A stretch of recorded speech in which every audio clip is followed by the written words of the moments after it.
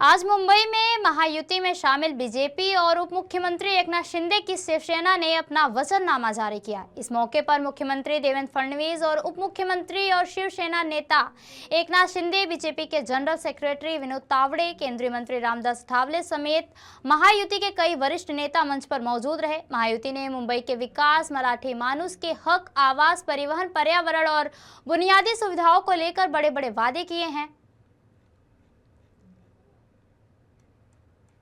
आणि 16 तारखेला देखील महायुतीचाच भगवा मुंबई महापालिकेवर फडकल्यानंतर खऱ्या अर्थानं मुंबईचा मेकओव्हर सुरू होईल आणि मुंबईमध्ये जे आम्ही 3.5 वर्षामध्ये आम्ही काम केलेलं आहे ते देखील आपल्या समोर आहे आणि जे आणखी आपल्याला पुढे मुंबईच्या विकासासाठी जे करायचं आहे ते देखील या वचननाम्यामध्ये आम्ही लोकांसमोर हा वचननामा घेऊन जात आहोत।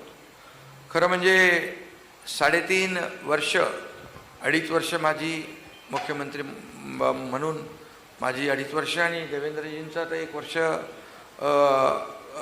झालं, 1 वर्ष पूर्ण झालं आहे।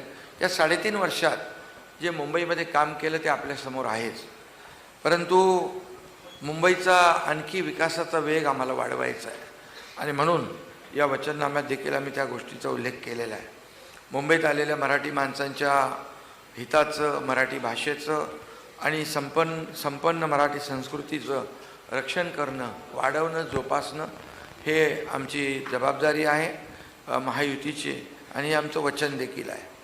त्याचबरोबर जे सगळ्यात महत्त्वाचं म्हणजे मुंबई बाहेर गेलेला मूळ मुंबईकर आम्हाला पुन्हा सन्मानाने मुंबईत आणायचा आहे।